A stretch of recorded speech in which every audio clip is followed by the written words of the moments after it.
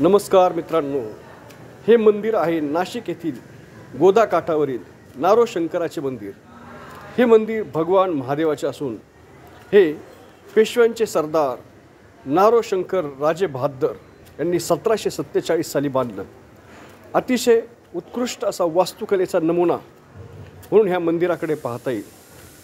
ह्या मंदिरामध्ये एक मोठी भव्य घंटा असून ही मराठ्यांनी पोर्तुगीजांवर मिळवलेल्या विजयाचं प्रतीक आहे। अशीच एक घंटा वसईच्या किल्ल्यावरती सुद्धा आहे। तर अतिशय कोरीव आणि बारीक नक्षीकाम केलेलं हे मंदिर भव्य असून 300 वर्षापूर्वीचं जुनं असं हे मंदिर आहे। गोदावरीला येणाऱ्या पुरातही हे मंदिर अतिशय चांगल्या अवस्थेत टिकून आहे। ह्या मंदिरावर छोट्या छोट्या मूर्ती, बारीक नक्षीकाम अप्रतिम असं आहे। मंदिरातील गाभाऱ्यामध्ये भव्य असं शिवलिंग आहे।